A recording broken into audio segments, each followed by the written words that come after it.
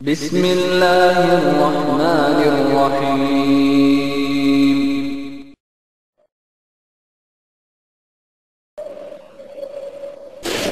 معراج ربانی کا آپریشن۔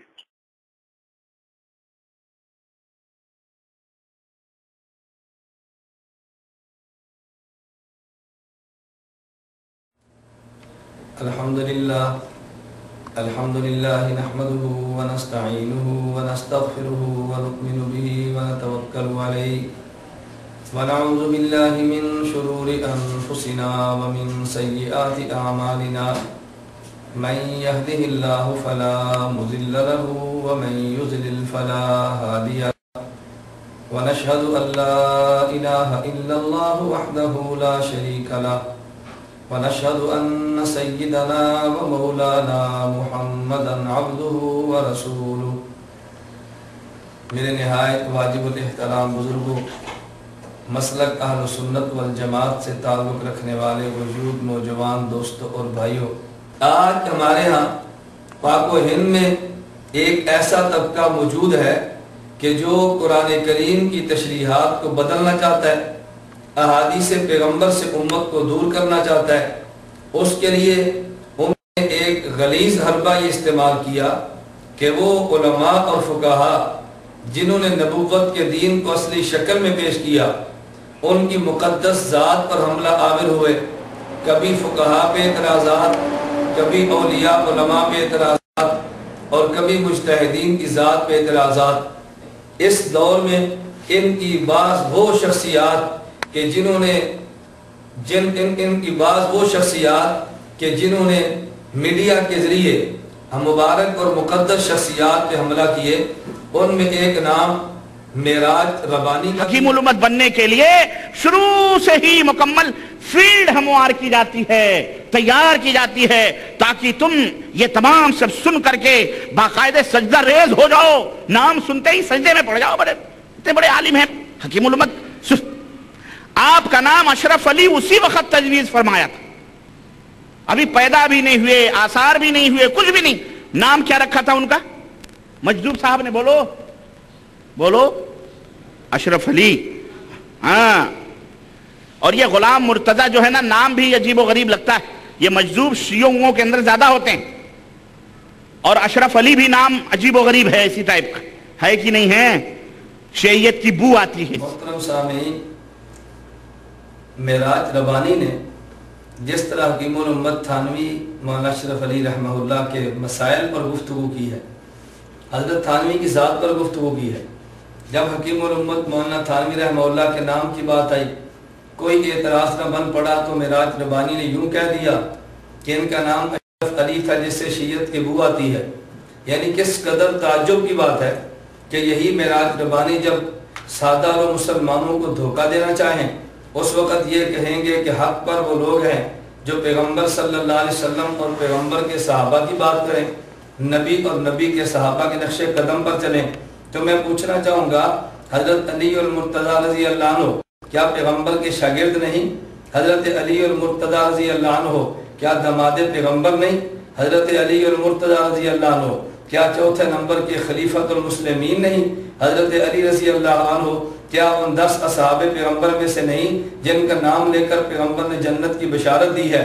اس شخص کے نام کے ساتھ اپنے نام کو رکھنا کیا یہ شیعت کی بو ہے؟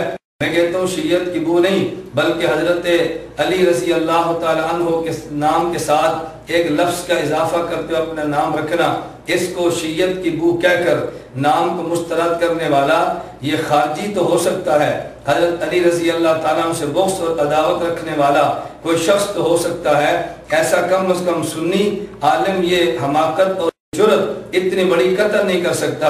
میں معراج ربانی صاحب سے پوچھنا چاہوں گا، اگر اشرف علی نام رکھنے میں شیعت کی بو ہے تو پھر کیا نذیر حسین دہلوی میں شیعت کی بو نہیں ہے؟ اگر اشرف علی میں اس لیے شیعت کی بو ہے کہ حضرت علی کا نام، حضرت علی کا لفظ آ گیا، کیا محمد حسین بٹالوی یہ شیعت کی بو نہیں ہے؟ اگر صرف اشرف علی تھانوی کے نام میں اس لیے شیعت کی بو ہے، اس میں کا لفظ موجود ہے، تو تو کیا پھر نواب صدیق حسن میں حسن کے نام کی وجہ سے شیعت کی بو نہیں ہے؟ نور الحسن میں حسن کے نام کی وجہ سے شیعت کی بو نہیں ہے؟ محمد علی حسن خان میں کیا یہ شیعت کی بو نہیں ہے؟ یا اللہ اس قدر دجل، اس قدر کذب، اس قدر افترا اور اس قدر اصحاب پیغمبر سے عداوت، کیا تم یہ امت کو پیغام دینا چاہتے ہو ایسا نام نہ رکھا جائے جس میں حضرت رضی اللہ عنہ کا نام آئے؟ میں بحیثیت ایک سنی خطیب اور عالم کی بات کہنا چاہتا ہوں، صدیق اکبر رضی اللہ عنہ، حضرت عمر بن خطاب رضی اللہ عنہ، حضرت عثمان بن عفان رضی اللہ عنہ، جس طرح یہ اصحاب پیغمبر ہمارا ایمان ہے، حضرت علی المرتضی رضی اللہ عنہ بھی ہمارا ایمان ہے، اور حضرت حکیم الامت تھانوی کا نام اشرف علی تھا، تم نے شیعت کی بو کہہ کر مسترد کر دیا۔ نواب وحید الزمان حیدرآبادی اپنی کتاب ہدیۃ المہدی من الفقہ المحمدی صفحہ 37 پہ تحریر کرتے ہیں کہ اگر امت تسمیت ہو بغلام علی او غلام حسین او غلام محی الدین او غلام محمد او غلام غوث و امثالہا فجائزۃ بلا کراہۃ، کہتے ہیں غلام علی، غلام حسین، غلام محی الدین اور غلام محمد اور غلام غوث، ان جیسے نام رکھنے بلا کراہت جائز ہیں۔ تمہارا عالم اور تمہارا مذہبی پیشوا اس کو بلا کراہت جائز کہہ دے تو اس پر تمہیں کبھی غصہ نہیں آیا، کبھی تم نے اس کی تردید نہیں کی۔ اگر حکیم الامت تھانوی رحمہ اللہ کا نام اشرف علی رکھنا یہ شیعت کی بو ہے تو پھر پاکستان کا تمہارا وہ مولوی جس کا نام زبیر علی ہے، تو کیا زبیر علی کو تم نے کبھی یہ مشورہ دیا کہ تمہارے نام سے شیعت کی بو آتی ہے؟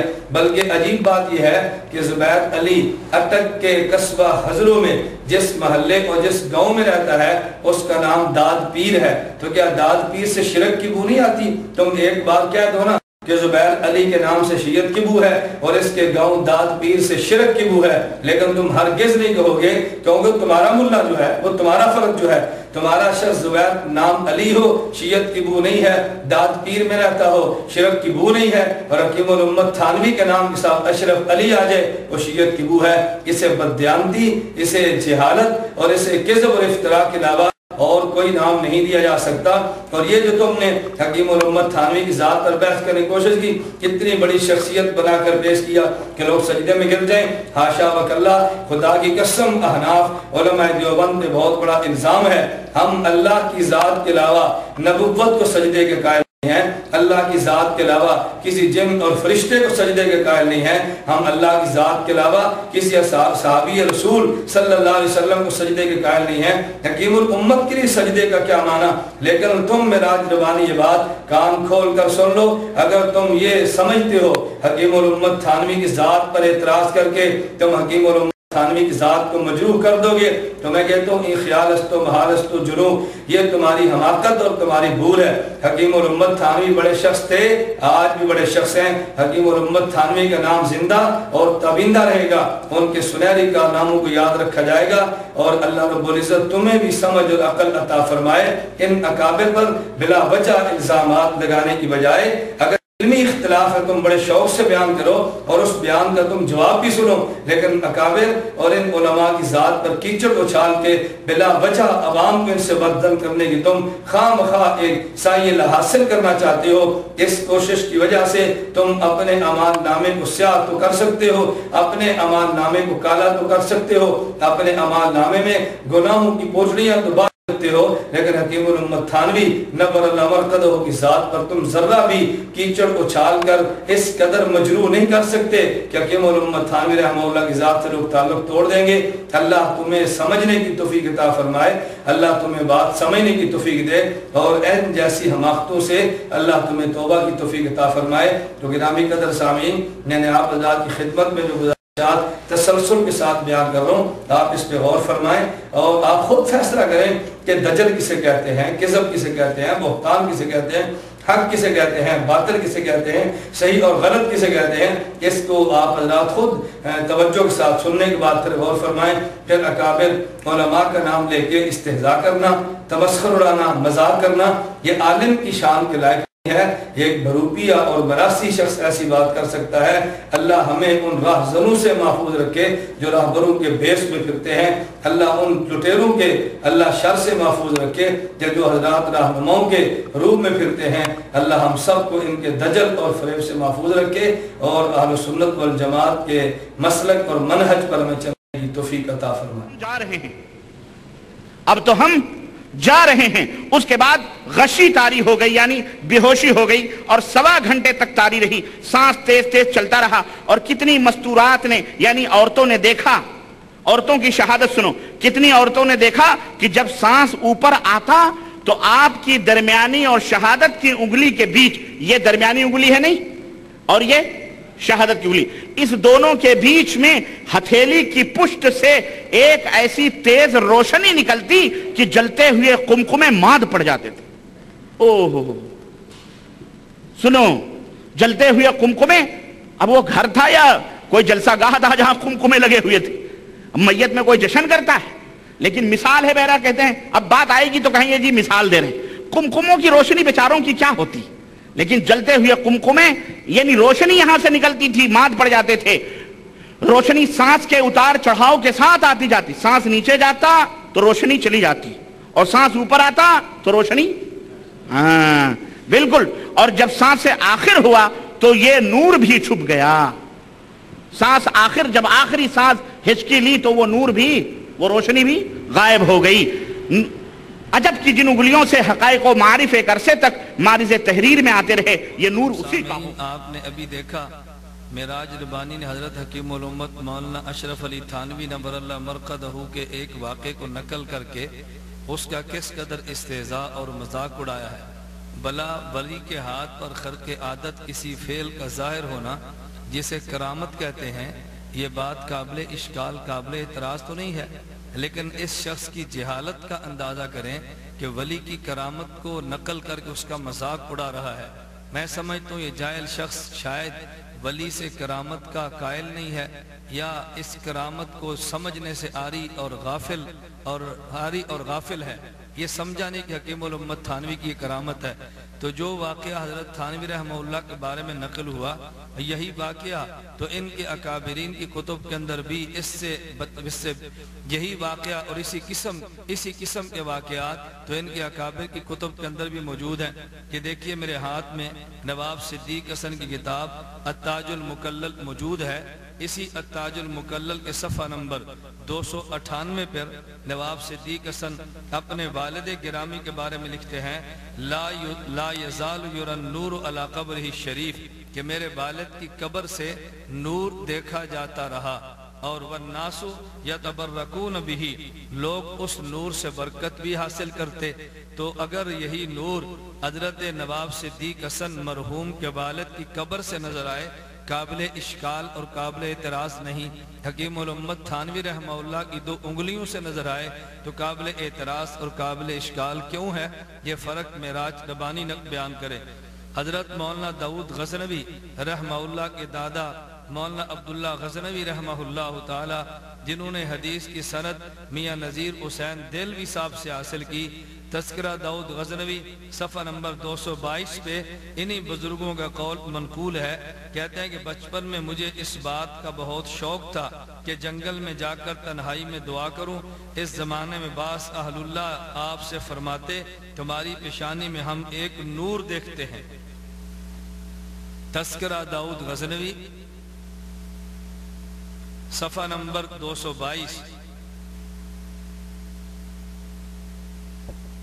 तो अगर मौलाना अब्दुल्ला गज़नवी मरहूम की पेशानी से अकाबिर अहलुल्लाह नूर देखें तो ये कोई काबिल एतराज़ नहीं। अगर हकीमुल उम्मत हज़रत थानवी रहमहुल्लाह की 2 उंगलियों से नूर नज़र आए तो काबिल एतराज़ क्यों है? और बिल्कुल इसी तरह तस्करा दाऊद गज़नवी के सफ़ा नंबर 284 पे मौलाना दाऊद गज़नवी मरहूम के साहबजादे अबू बकर गज़नवी ने वाक़या नकल किया। कहते हैं एक दिन मेरे वालिद मुझसे कहने लगे, रात में ला इलाहा इल्लल्लाह का जिक्र करता था तो मेरे मुंह से नूर निकलता था, अजीब कैफियत थी। तस्करा दाऊद गज़नवी सफ़ा नंबर 284। तो अगर रोशनी हकीमुल उम्मत मौलाना थानवी नव्वरल्लाहु मरक़दहू की 2 उंगलियों के दरमियान से निकले, मेराज रबानी जैसे जाहिल को एतराज़ है تو حضرت مولانا عبداللہ داؤد غزنوی پر اعتراض کیوں نہیں؟ حضرت مولانا ابو داؤد غزنوی پر اعتراض کیوں نہیں؟ نواب صدیق حسن کے والد گرامی کی قبر سے نور آئے تو اس پر اعتراض کیوں نہیں؟ ان پر بھی اعتراض کرنا چاہیے تھا. ہمیں تو کوئی اعتراض نہیں، ہم نے ان کا ادب بھی کیا، ان کا احترام بھی کیا، ان کے واقعات کو کرامت سمجھ کر قبول بھی کیا. لیکن معراج ربانی میں کہتا ہوں اگر تم نے اعتراض کرنا تھا اپنے اکابر کی کتب پر بھی اعتراض کرتے. اگر ان سے تم نے چشم پوشی اختیار کی ہے، حکیم الامت تھانوی رحمہ اللہ پر اعتراض کرنا اس بات کی دلیل ہے کہ تمہیں چڑ ان واقعات سے نہیں بلکہ حکیم الامت تھانوی رحمہ اللہ جیسے اس فقی سے چڑ اور بغض ہے کہ جس کے بہشتی زیور کو اللہ نے قبولیت اور پذیرائی عطا فرمائی اور امت مسائل کے لیے بہشتی زیور کی طرف رجوع کر رہی ہے. اس سے بھی عجیب تر واقعہ میں آپ کی خدمت میں پیش کرتا ہوں. مولانا محمد ابراہیم میر سیال کوٹھی کی کتاب تاریخ اہل حدیث کے صفحہ نمبر 75 پہ ایک واقعہ درج ہے. پہلے صفحہ نمبر 71 پہ فیض ربانی کے عنوان سے انہوں نے ایک بات نقل کی جو صفحہ 72 کے آخر تک چلی ہے. اس کا میں واقعہ من نوعاً آپ کی خدمت میں نقل کرتا ہوں.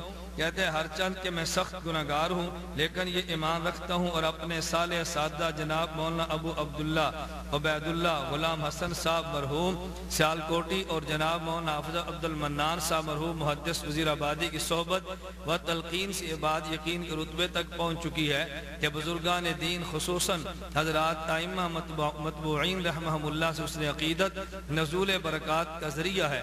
اس لیے بعض اوقات خدا تعالیٰ اپنے فضل عمیم سے کوئی فیض اس ذرہ بے مقدار پر نازل کر دیتا ہے. اس مقام پر اس کی صورت یوں ہے کہ جب میں نے اس مسئلہ کے لیے کتب متعلقہ الماری سے نکالی اور حضرت امام صاحب رحمہ اللہ کے متعلق تحقیقات شروع کی تو مختلف کتب کی ورق گردانی سے میرے دل پر کچھ غبار آ گیا. امام صاحب سے مراد حضرت امام اعظم ابو حنیفہ نور اللہ مرقدہ کی ذات گرامی ہے. کہتے ہیں ان کے متعلق کچھ میرے دل پر غبار آیا جس کا اثر بیرونی طور پر یہ ہوا کہ دن دوپہر کے وقت جب سورج پوری طرح روشن تھا یکا یک میرے سامنے گھپ اندھیرا چھا گیا. گویا ظلماتم بعضها فوق بعض کا نظارہ ہو گیا. مان خدا تعالیٰ نے میرے دل میں ڈالا کہ حضرت امام رحمہ اللہ سے بدظنی کا نتیجہ ہے، اس سے استغفار کرو. میں نے کلمات استغفار دہرانے شروع کیے. وہ اندھیرے فوراً کافور ہو گئے اور ان کی بجائے ایسا نور چمکا کہ اس نے دوپہر کی روشنی کو مات کر دیا. تاریخ اہل حدیث صفحہ نمبر 72 پر یہ تحریر موجود ہے. کہتے ہیں ایسا نور چمکا کہ جس نے دوپہر کی روشنی کو مات کر دیا. ان کی بجائے ایسا نور چمکا کہ اس نے دوپہر کی روشنی کو مات کر دیا. اب میں معراج ربانی سے پوچھنا چاہتا ہوں اگر حکیم الامت تھانوی نور اللہ مرقدہ کی 2 انگلیوں سے روشنی نکلے جو کمکموں کو مات کر دے تمہیں اعتراض ہوا تو جو اگر ایسا نور دن کو نکلے جو سورج کی روشنی کو مات کر دے اس پر اعتراض تم نے کیوں نہیں کیا؟ میں نے اس لیے کہا معراج ربانی یا تو جاہل ہے اور یا یہ شخص خائن اور بددیانت ہے.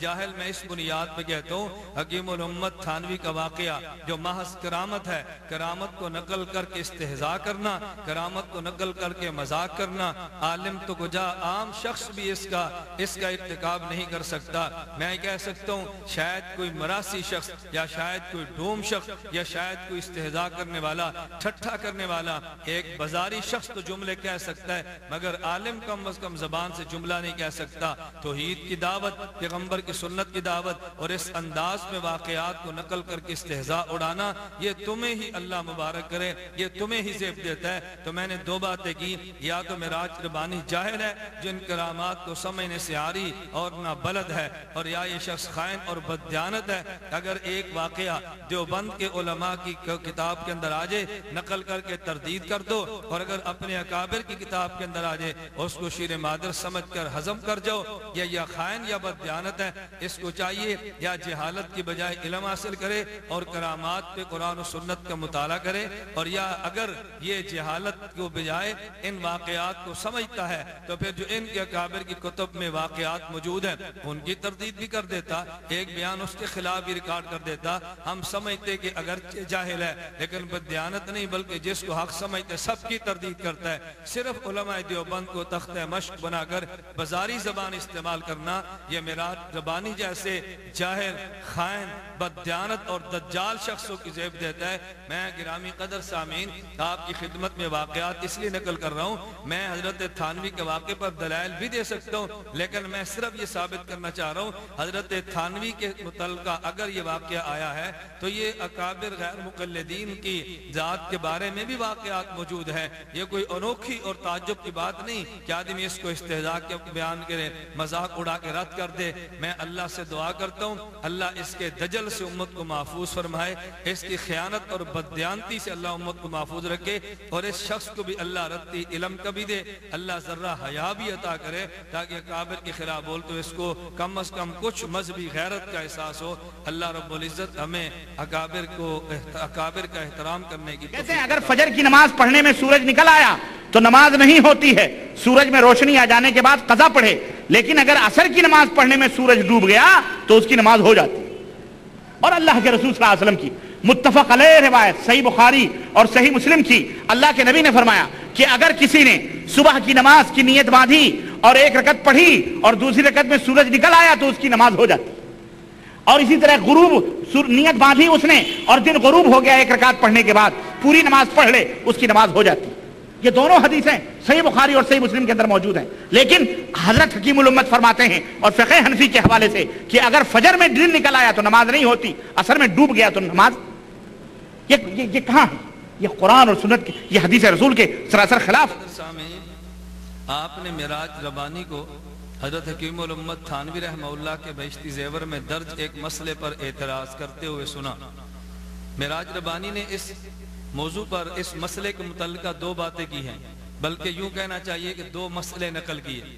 نمبر ایک کہتا ہے بہشتی زیور میں لکھ کے حکیم الامت تھانوی رحمہ اللہ فرماتے ہیں اگر فجر کی نماز پڑھ رہا تھا، ایک رکعت پڑھی اور سورج نکل گیا تو نماز نہیں ہوتی، بلکہ سورج نکلنے کے بعد نماز ادا کرے۔ لیکن اگر عصر کی نماز پڑھ رہا تھا، ایک رکعت ادا کی اور سورج غروب ہو گیا تو نماز جاری رکھے۔ اس نے عصر کی نماز کو صحیح تسلیم کرتے اس کے خلاف کوئی گفتگو نہیں کی، البتہ فجر کی نماز کے متعلقہ مسئلے کو نقل کرنے کے بعد معراج ربانی نے کہا کہ یہ مسئلہ نبی کریم صلی اللہ علیہ وسلم کی حدیث مبارک کے خلاف ہے، یعنی گویا یہ کہنا کہ اگر فجر کی ایک رکعت پڑھ لی اور سورج نکل آیا تو نماز روک دے اور نماز نہ پڑھے بلکہ سورج نکلنے کے بعد پڑھے، یہ حدیث پیغمبر کے خلاف ہے۔ کس قدر بددیانتی اور خیانت کی بات ہے۔ حکیم الامت تھانوی کے مسئلے کو نقل کر کے فقہ حنفی کا مسئلہ کہنا، پھر اس مسئلے کو سنت کے خلاف کہنا، تاثر وہ یہ دے رہا ہے کہ حکیم الامت تھانوی رحمۃ اللہ علیہ نے جو فقہ حنفی کے مسئلے نقل کیے وہ حدیث پیغمبر صلی اللہ علیہ وسلم کے خلاف ہے۔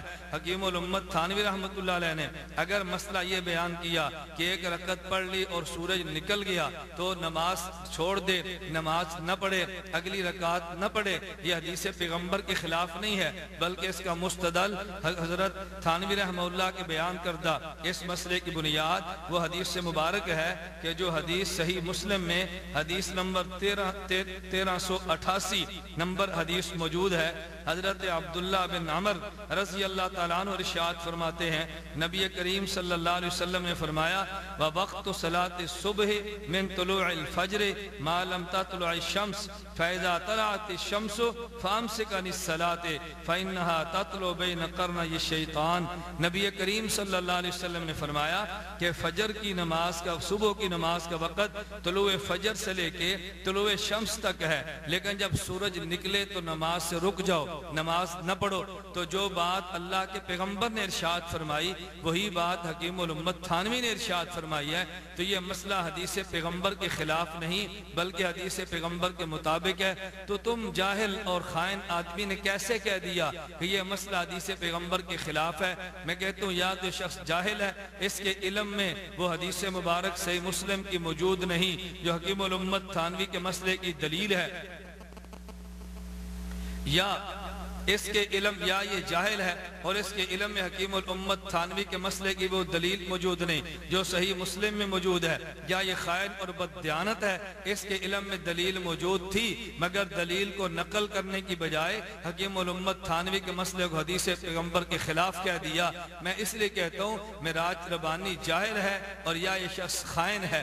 جہالت اور خیانت کی وجہ سے حکیم الامت تھانوی اور فقہ حنفی پر اعتراض کرنے کی بجائے اس شخص کو گڑ گڑا کے اللہ کے حضور توبہ کر کے گزشتہ بددیانتیوں پر معافی مانگنی چاہیے، نہ یہ کہ حکیم الامت تھانوی اور اکابر کے مسئلوں کو غلط نقل کر کے یا ان کی دلائل کو حذف کر کے ان اکابر پر بہتان بازی باندھیں۔ تو میں نے خلاصہ نقل کیا کہ یا شخص یہ جاہل ہے، اس کے علم میں یہ دلیل موجود نہیں، یا دلیل موجود تھی مگر چھپا کے حکیم الامت تھانوی پر الزام عائد کیا کہ مسئلہ حدیث پیغمبر کے خلاف ہے۔ تو ایسا کام یا جاہل کر سکتا ہے یا خائن کر سکتا ہے۔ اللہ ہم سب کو علم کی نعمت عطا فرمائے، جہالت سے محفوظ رکھے، امانت کی دولت عطا کر کے خیانت اور بددیانتی سے محفوظ رکھے۔ سنو آگے بڑھو، میاں کے لاپتہ ہو جانے کا بیان، جس کا شوہر بالکل لاپتہ ہو گیا، ذرا غور سے سننا، معلوم نہیں مر گیا یا زندہ ہے، تو وہ عورت اپنا دوسرا نکاح نہیں کر سکتی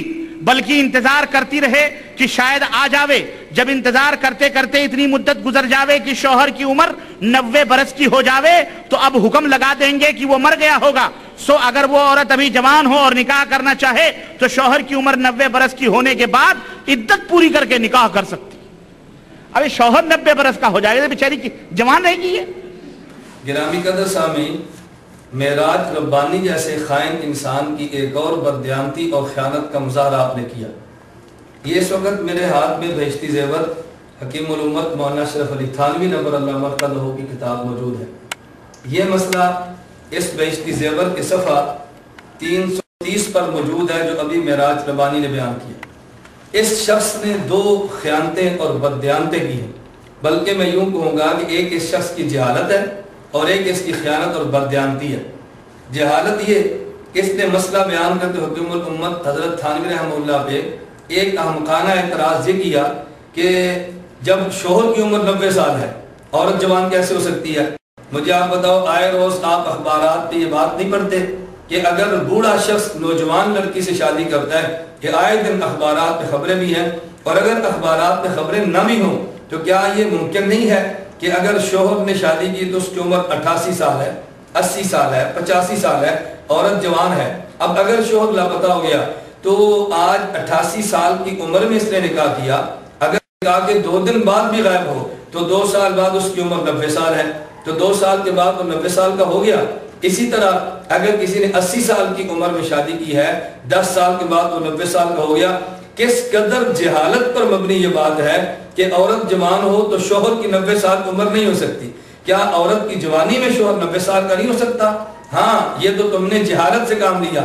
اگلی تم نے بددیانتی یہ کی ہے، حکیم الامت تھانوی رحمۃ اللہ علیہ نے بہشتی زیور میں اگر یہ مسئلہ درج فرمایا ہے کہ عورت کا شوہر لاپتہ ہو گیا، 90 سال کی اس کی عمر تک انتظار کی جائے، اس کی عمر 90 سال ہو گئی، اب یہ عورت کسی اور شوہر سے نکاح کر سکتی ہے۔ آپ نے اس پہ غور کیا کہ یہ جو بہشتی زیور کا تم نے مسئلہ بیان کیا، کیا بہشتی زیور کے حاشیے پر حکیم الامت تھانوی رحمۃ اللہ علیہ نے اس مسئلے کے علاوہ احناف کا مفتہ بھی قول نقل نہیں کیا؟ وہی حکیم الامت تھانوی جو بہشتی زیور پہ مسئلہ درج فرما رہے ہیں اسی کے نیچے حاشیے پہ لکھتے ہیں، لیکن آج کل شدت ضرورت کی وجہ سے علماء نے امام مالک صاحب رحمہ اللہ کے مذہب پر فتویٰ دیا ہے، ان کے نزدیک اتنی مدت شرط نہیں، اگر کسی کو ضرورت ہو تو علماء سے مفصل طور سے معلوم کر کے اس پر عمل کر سکتا ہے، یہاں پر تفصیل سے لکھنے کی گنجائش نہیں۔ نیز ایک رسالہ الحیلۃ الناجزہ للحلیلۃ العاجزہ میں اس مسئلہ اور اس قسم کے دوسرے ضروری مسائل کو کہ جن میں امام مالک رحمہ اللہ کے مذہب پر فتویٰ دینے کی گنجائش ہے تفصیل سے لکھا گیا ہے، اور علماء تھانہ دیوبند سہارنپور کے اس پر متفقہ دستخط ہیں، اس کو بھی ایسی ضرورت کے وقت بغور دیکھنا ضروری ہے۔ حکیم الامت تھانوی رحمۃ اللہ علیہ نے جس فتوے کا حاشیے میں ذکر کیا اس کو ذکر نہ کرنا کتنی بڑی خیانت اور بددیانتی ہے۔ حکیم الامت تھانوی رحمہ اللہ فرماتے ہیں، اب دیکھیں جیسے میں نے صورت عرض کی ہے اگر عورت جوان ہے 80 سال کی عمر میں خامد نے نکاح کیا، 10 سال بعد اس کی عمر 90 سال ہو گئی، اب اس وقت تو عورت کے لیے کوئی دقت، کوئی مشکل، کوئی پریشانی نہیں ہے. لیکن اگر عورت کی عمر مثال کے طور پہ 25 سال ہے، خامد کی عمر 30 سال ہے، اب یہ لاپتہ ہے، اس کی انتظار کرنے کے لیے 90 سال کی انتظار کریں، 60 سال اور چاہیے. اس مسئلے پر چونکہ عورت کو مشکلات کا سامنا تھا تو آپ کے ہاں دوسرے مذہب مجتہد کے مذہب پر فتویٰ دینے کی عموم بلوا میں گنجائش موجود تھی. علماء نے فتویٰ بھی دیا، کتاب بھی تحریر کی، اور اس فتوے پر علماء تھانہ بھون، علماء دیوبند، علماء سہارنپور کے متفقہ دستخط موجود ہیں. تو اگر معراج ربانی تم نے یہ مسئلہ بیان کرنا تھا تو میں چاہیے تھا کہ حاشیے پر موجود فتویٰ بھی نقل کرتے. ایک کو بیان کرنا اور دوسرے کو چھپانا، اس کو بددیانتی اور خیانت کے علاوہ اور کوئی نام نہیں دیا جا سکتا. محترم سامعین، آپ حضرات ان کی بددیانتیوں کا مظاہرہ فرمائیں، ان کی خیانتوں پر توجہ دیں اور ایسے خائن قسم کے لوگوں سے خود کو محفوظ رکھیں، اپنے ایمان کی فکر کریں اور علماء دیوبند کے فتاوی جات پر مکمل اعتماد فرمائیں. اب یہ عورتوں کا مسئلہ، کہتے ہیں اگر چھاتی سے پانی نکلتا ہے اور درد بھی ہوتا ہے تو وہ بھی نجس ہے، اس سے بھی وضو ٹوٹ جاتا ہے. اب اگر کوئی دودھ والی بیچاری عورت ہو، اپنے بچے کو دودھ پلا لے تو وضو گیا اس کا. سمجھو یہی مسئلہ ہوا نا، یعنی وضو بنانے کے بعد بچے کو دودھ نہیں پلانا چاہیے. گرامی قدر سامعین، آپ حضرات نے معراج ربانی کی ایک اور بددیانتی اور خیانت کا مظاہرہ کیا. اب یہ بیشتی زیور میرے سامنے موجود ہے. صفحہ 51 پہ حکیم الامت مولانا اشرف علی تھانوی نبر اللہ مرقدہ مسئلہ یہ تعریف فرماتے ہیں، اگر چھاتی سے پانی نکلتا ہے اور درد بھی ہوتا ہے تو وہ بھی نجس ہے، اس سے وضو جاتا رہے گا، اور اگر درد نہیں ہے تو نجس نہیں ہے اور اس سے وضو بھی نہ ٹوٹے گا. اب اصل مسئلہ یہ ہے، اگر عورت کی چھاتی سے پانی ہے، وہ پانی درد کے ساتھ ہے یا بغیر درد کے؟ حکیم الامت تھانوی رحمہ اللہ سمجھانا چاہتے ہیں اگر پانی آیا تو بغیر درد کے، اس کا معنی یہ ہے کہ بغیر اندر کسی زخم کے پانی نکلا ہے، لہذا یہ نجس بھی نہیں اور وضو نہیں ٹوٹے گا. لیکن اگر عورت کے چھاتی سے پانی نکلا اور درد کے ساتھ نکلا، اس کا معنی اندر زخم ہے، زخم کی وجہ سے پانی باہر آیا، لہذا یہ پانی نجس ہوگا اور وضو ٹوٹ جائے گا. اب محترم سامعین، آپ حضرات فرمائیں، اس پورے مسئلے میں یہ دودھ کا ذکر ہے، حکیم الامت تھانوی نے دودھ کا تذکرہ فرمایا، لیکن اس احمق، جاہل اور خائن بددیانت شخص نے اپنی طرف سے شیطان کی طرح قیاس کر کے مزید جملہ جڑ دیا، عورت دودھ نہیں پلا سکتی، وہ دودھ نکلا تو وضو چلا گیا، اس کا معنی ہے کہ عورت دودھ مت پلائے. حکیم الامت تھانوی رحمہ اللہ نے دودھ کا تذکرہ قطعا نہیں کیا، اس دودھ کی وجہ سے وضو کا تذکرہ قطعا نہیں کیا. تو جو بات حکیم الامت تھانوی نے فرمائی ہے، اس شخص کو چاہیے تھا اس مسئلے پر اعتراض کرتا، لیکن کیونکہ اس مسئلے پر اعتراض کی کوئی گنجائش نہیں تھی، لہذا اپنی طرف سے ایک اور بات کہہ دی اور اس پر اعتراض کر دیا، اور پھر بددیانتی کا مظاہرہ بھی کیا. اور جہالت دیکھیں، کہتے ہیں اس مسئلہ میں اور مسائل بھی ہیں، چلو ہم ذکر کرتے ہیں. میں کہتا ہوں اس مسئلہ میں اور مسائل کون سے ہیں؟ اللہ تمہاری جہالت کو تم سے دور فرمائے. اچھا ہوتا کہ اگر اس مسئلہ میں جو اور مسائل ہیں تم وہ بھی بتاتے تاکہ ہمیں مزید اندازہ کرنے میں آسانی ہوتی کہ جناب کس قدر جاہل ہے. خیر میں گزارش کر رہا تھا، یہ شخص جاہل بھی ہے اور خائن بھی ہے. میں نے اس لیے آپ کی خدمت میں اور آپ کی وساطت سے معراج ربانی تک پیغام پہنچانا چاہتا ہوں. کیا یہ ممکن ہے کہ تم کسی علمی مجلس میں حضرت تھانوی کے بیشتی زیور کے اس مسئلے پر علمی مجلس میں تم علماء کی موجودگی میں یہ بات کہہ دو تاکہ ہمیں بھی احساس ہو کہ آپ خیانتیں نہیں بلکہ امانت، جہالت نہیں بلکہ علم کی بات کرتے ہیں. جاہل عوام کے سامنے بیٹھ کے ایسی جہالتیں اور بددیانتیاں بیان کر کے معراج ربانی صاحب جو مشورہ دوں گا، اللہ کے لیے اپنی قبر اور آخرت خراب مت کریں، اللہ کے لیے امت کو گمراہ مت کریں، خدا کے لیے اپنی قبر کی فکر کریں، اپنی آخرت کی فکر کریں. تم نے جو جبہ اوڑھا ہوا ہے کم از کم اس جبے کی لاج رکھ لیں، کم از کم اس سعودین رومال کی لاج رکھ لیں. تمہیں جو مولوی کہا جاتا ہے کم از کم مولوی پن کا خیال کر لیں. اللہ رب العزت ہمیں ان جہالتوں اور خیانتوں سے معاف. وضو کو توڑنے والی چیزوں کا بیان کہتے ہیں کسی کے آنکھ کے اندر کوئی دانہ وغیرہ تھا وہ ٹوٹ گیا یا خود اس نے توڑ دیا تو اگر آنکھ کے باہر پانی نکل پڑا تو وضو گیا وضو گیا، ٹوٹ گیا وضو. اب رو بھی مت وضو بنا کر. اللہ کے نبی صحابہ نماز میں روتے تھے کہ عزیز المرجل، حدیث کے الفاظ ہیں، اللہ کے نبی نماز میں ایسے روتے تھے اور اس طرح آواز آتی تھی جیسے کھولتی ہوئی ہانڈی کے اندر آواز آتی، آنسو سے تر بتر ہو جاتے تھے۔ یہ کہتے ہیں دانا ہو ٹوٹ گیا یا توڑ دے تو آنکھوں میں دانے کوئی توڑے گا نماز میں یا وضو میں؟ بولو۔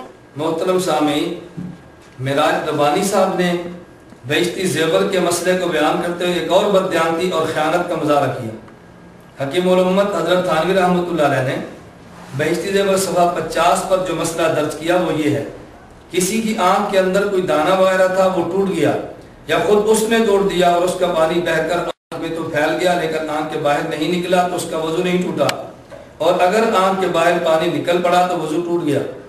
حضرت حکیم الامت تھانوی رحمہ اللہ نے مسئلہ کون سا بیان کیا اور معراج ربانی نے اس پر فضول تبصرہ بھی کیا اور ساتھ ہی احمقانہ بات بھی کہہ دی، اگر میں اس پہ تبصرہ کروں گا تو مشکل میں پڑ جائیں گے۔ میں کہتا ہوں مشکل میں حضرت تھانوی پڑھیں گے یا توڑو گے؟ حضرت تھانوی نے مسئلہ ٹھیک لکھا، اس پر غلط تبصرہ کرنے سے غلط قسم کا مبصر مشکلات کے اندر پڑتا ہے۔ حکیم الامت تھانوی رحمۃ اللہ علیہ کسی مشکل کے اندر نہیں پڑے اور نہ حکیم الامت تھانوی رحمہ اللہ کو ماننے والے علماء دیوبند کسی مشکل کے اندر پڑے ہیں۔ حضرت تھانوی نے مسئلہ الگ لکھا اور جناب نے مسئلہ غلط اور الگ بیان کیا۔ دلیل کے طور پر کیا بات پیش کی؟ نبی کریم صلی اللہ علیہ وسلم نماز پڑھتے، نماز میں رو پڑتے، پیغمبر صلی اللہ علیہ وسلم کی مبارک آنکھوں سے آنسو بہہ پڑتے تو کیا ان کا وضو ٹوٹ جاتا؟ کس قدر جہالت اور بددیانت اور خیانت کی بات ہے۔ حکیم الامت تھانوی رحمہ اللہ نے قطعاً یہ مسئلہ پورے بہشتی زیور میں نہیں لکھا کہ اگر آدمی نماز کے دوران رو پڑے آنسو نکلنے سے وضو ٹوٹ جاتا ہے، کہیں نہیں لکھا۔ حکیم الامت تھانوی تو فرما رہے ہیں اگر آنکھ کے اندر دانہ ہو وہ ٹوٹ جائے یا آدمی خود توڑ دے اور اس کی وجہ سے جو پانی باہر نکلا اب اس کا وضو ٹوٹ جائے گا۔ حکیم الامت تھانوی نے مسئلہ الگ لکھا ہے۔ حدیث میں نبی پاک صلی اللہ علیہ وسلم کے آنسو کا مسئلہ الگ ہے، کہاں آنسو آنکھوں سے بہنا اور کہاں آنکھ کے اندر دانے کا ٹوٹنا اور اس پانی کا باہر نکلنا، دونوں پانیوں میں زمین و آسمان کا فرق ہے۔ یہ خیانت اور یہ بددیانتی تمہیں ہی مبارک ہو۔ عجیب بات یہ ہے، چاہیے یہ تھا کہ تم یہاں حرم کے قرب و جوار یا سعودیہ جدہ ریاض وغیرہ میں اگر لوگ دین سیکھنے کے لیے پاکستان سے یہاں تشریف لائیں تو تم ان کو دلائل کے ساتھ قرآن و سنت کی بات بتاتے تاکہ لوگ شریعت پر عمل کرتے، لیکن تم نے ان لوگوں کو جن میں دین کی درد ہے، دین کی محبت ہے اور دین کے ساتھ عشق ہے لیکن ان کے پاس دینی علم نہیں تھا، ان سادہ عوام کو حکیم الامت تھانوی کے مسائل بتا کر غلط اپنے اضافے اور حاشیے کر کے امت کو گمراہ کرنے کی کوشش کی ہے۔ معراج ربانی صاحب، میں تمہیں اب بھی مشورہ دیتا ہوں اپنی اس روش اللہ کے لیے باز آ جاؤ، خدا کی اس خیانت کو چھوڑ دو، ورنہ تمہارا گمراہ ہونے کا اور اس امت کے گمراہ ہونے کا، ان کو گمراہ کرو گے، گمراہ کرنے اور گمراہ ہونے کا وبال تمہاری گردن پر ہوگا۔ اتنا بڑا گمراہی کا وبال تم قیامت کے دن شاید نہ اٹھا سکو۔ میں اپنی عوام سے بھی گزارش کروں گا اس قسم کے لوگوں سے خود کو محفوظ رکھیں اور حقائق پہ نظر رکھیں، حقائق پہ۔ اور معراج ربانی سے بھی کہوں گا کہ تم امت کو گمراہ کرنے کا بوجھ اپنی گردن پہ لے کے اپنی آخرت کو تباہ مت کرو۔ اللہ پاک تمہیں سمجھنے کی توفیق عطا فرمائے۔ کلام مجید جزدان یا رومال میں لپٹا ہوا ہو یا اس پر کپڑے وغیرہ کی چولی پڑی ہو اور جلد کے ساتھ سلی ہوئی نہ ہو بلکہ الگ ہو کہ اتارنے سے اتر سکے، تو اس حال میں وہ حیض اور نفاس والی عورت قرآن مجید کو چھو سکتی ہے، اٹھا سکتی ہے۔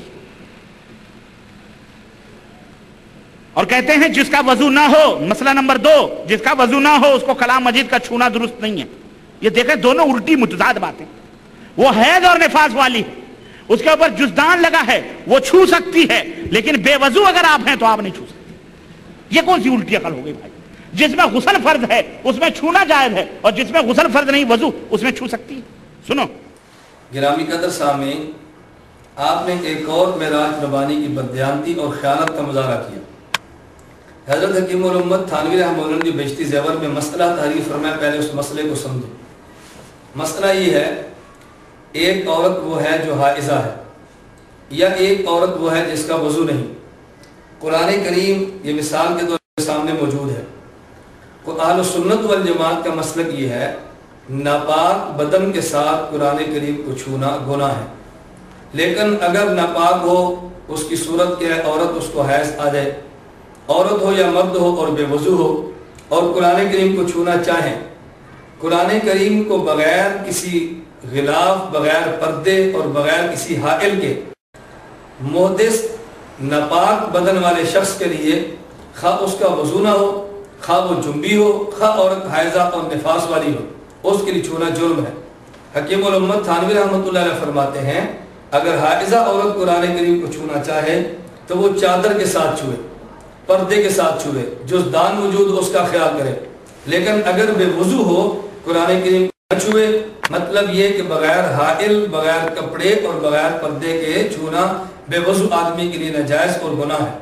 اب حکیم الامت تھانوی رحمہ اللہ مسئلہ تو یہ بیان کیا، لیکن معراج ربانی نے بددیانتی اور خیانت کا مظاہرہ یوں کیا، کہتا ہے حکیم الامت تھانوی فرماتے ہیں حائضہ عورت کے لیے تو قرآن کریم کو چھونا جائز ہے اور بے وضو کے لیے قرآن کریم کو چھونا جائز نہیں۔ بھائی حضرت حکیم الامت تھانوی جو مسئلہ بیان فرماتے ہیں وہ مسئلہ سمجھو۔ حکیم الامت تھانوی فرماتے ہیں حائضہ عورت کے لیے قرآن کریم کو جزدان، قرآن کریم کو کپڑے کی چولی، قرآن کریم کو رومال کے ساتھ چھونا جائز ہے۔ حضرت حکیم الامت تھانوی نے حائضہ کے لیے بغیر رومال اور بغیر کپڑے کے چھونے کے قطعاً جواز کی بات نہیں کی، اور بے وضو آدمی کو جو کہا قرآن کریم چھونے منع کیا وہ بغیر حائل کے چھونے سے منع کیا۔ مسئلہ تو یہ تھا، مگر معراج ربانی نے خلط مل اور دجل سے کام لیتے ہوئے حکیم الامت تھانوی پہ الٹا الزام لگا دیا۔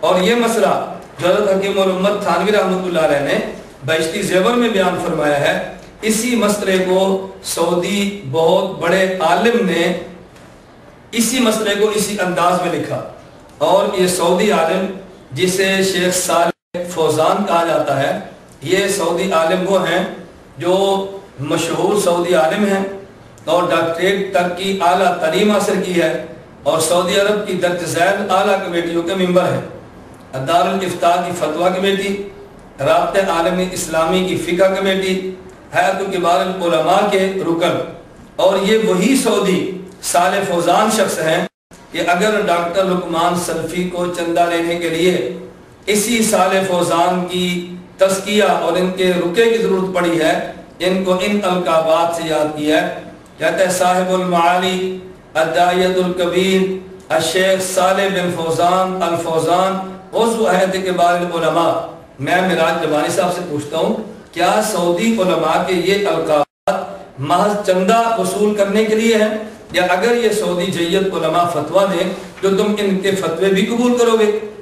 جو فتویٰ اور مسئلہ حکیم الامت اشرف علی تھانوی رحمہ اللہ نے بہشتی زیور میں دیا ہے، اور معراج ربانی نے اس کا استہزاء اور مذاق اڑایا ہے اور خیانت کے ساتھ امت کے سامنے پیش کیا ہے، بالکل یہی فتویٰ شیخ صالح الفوزان نے فتاوی علماء البلد الحرام صفحہ نمبر 448 کے اندر درج کیا ہے۔ اس میں شیخ صالح فوزان کہتے ہیں وَهَذَا بِاتِّفَاقِ الْأَئِمَّةِ أَنَّهُ لَا يَجُوزُ لِلْمُحْدِثِ حَدَثًا أَصْغَرَ أَوْ أَكْبَرَ أَن يَمُسَّ الْمُصْحَفَ إِلَّا مِنْ وَرَاءِ حَائِلٍ كَأَن يَكُونَ الْمُصْحَفُ فِي صَندُوقٍ أَوْ كِيسٍ أَوْ يَمُسُّهُ مِنْ وَرَاءِ ثَوْبٍ أَوْ مِنْ وَرَاءِ كُمِّهِ۔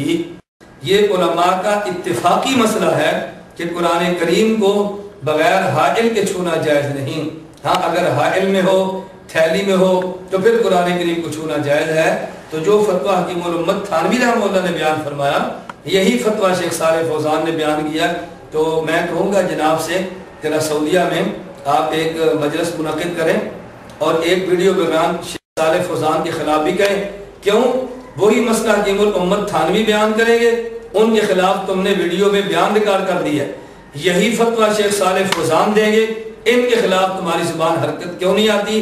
صالح فوزان کے خلاف بولنے سے سعودیہ سے لیے جانے والے چندوں پہ حرف آئے گا، سعودیہ سے لیے جانے والے پیسے پر حرف آئے گا، تو جب چندہ لینا ہو پھر انہی کا القاب لکھو، مسئلہ بیان کرنا ہو حکیم الامت تھانوی کو تنقید کا نشانہ بناؤ۔ یہ بددیانتیاں اور یہ خیانتیں معراج ربانی کو مبارک ہوں۔ میں اپنی سادہ لو اور محترم سامعین سنیوں مسلمانوں سے گزارش کروں گا آپ حضرات ان کے دھوکوں سے بچے اور ان دلائل کو سامنے رکھتے ہوئے ان کے بیانات کو سماعت فرمائیں تاکہ اللہ کے دجل اور فریب سے آپ حضرات کو روزہ دار بھولے سے خامند سے ہم بستر ہو جاوے، کوئی عورت بھولے سے روزے سے ہے اور بھولے سے شوہر سے ہم بستری ہو جاوے تو اس کا روزہ نہیں جاتا ہے۔ میں کہتا ہوں کھانا پانی آدمی بھولے سے کھا لیتا ہے، لیکن یہ کاریکرم بھولے سے ہوتا ہے؟ یہ میں سمجھتا ہوں مظفر نگر دیوبند والوں کی عجیب الٹی چال ہے. ارے اگر بیوی کو یاد نہیں رہا تو مرد کو تو یاد رہے گا کہ میں روزے سے ہوں, ہے کہ نہیں؟ یہ سوال, یہ مسئلہ شیخ, یہ مسئلہ ہے ابو ماجد. یہ حکیم الامت کی پڑیا.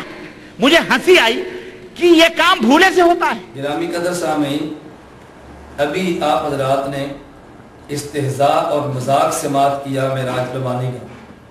میں یہ سمجھتا تھا کہ شاید یہ جاہل اور خائن ہے. اس کی اس گفتگو سننے کے بعد مجھے اندازہ ہوا کہ یہ خائن اور جاہل کے ساتھ مسخرہ بھی ہے. ہمارے یہاں پنجاب میں کہتے ہیں بے روپیہ ہے, بلکہ ہمارے یہاں پنجاب میں کہتے ہیں مراسی اور ڈوم ہے. یعنی علماء کی بات کو نقل کر کے استہزاء اور مذاق اڑانا اور پھر مجمع کو خطاب کر کے بات کی جا رہی ہے. مسئلہ جو اس نے بیان کیا وہ آپ نے سماعت کر لیا ہے. حکیم الامت حضرت تھانوی رحمۃ اللہ علیہ نے بہشتی زیور یہ صفحہ نمبر 226 پہ یہ بات نقل کی ہے. مسئلہ موجود ہے, لیکن معراج ربانی صاحب مذاق اور استہزاء کے ساتھ یہ بات کہتے ہیں. بھلا بھولے سے بھی جمع ہو سکتا ہے, کھانا پینا تو بھول کر ہو سکتا ہے, بھلا یہ جمع والی کاریگری یہ بھولنے سے ہو سکتی ہے. میں معراج ربانی سے کہتا ہوں اگر تم میں ذرہ برابر حیا, عقل اور غیرت تھی تو تمہیں حضرت حکیم الامت مولانا اشرف علی تھانوی نبر اللہ مرقدہ کا مذاق اڑانے سے قبل اپنے غیر مقلدین اور اپنے مسلک کے مولوی نواب صدیق حسن کا مذاق اڑانا چاہیے تھا. نواب صدیق حسن نے یہ مسئلہ الروضۃ الندیہ صفحہ نمبر 297 پر یہ مسئلہ نقل کیا. صفحہ نمبر 297.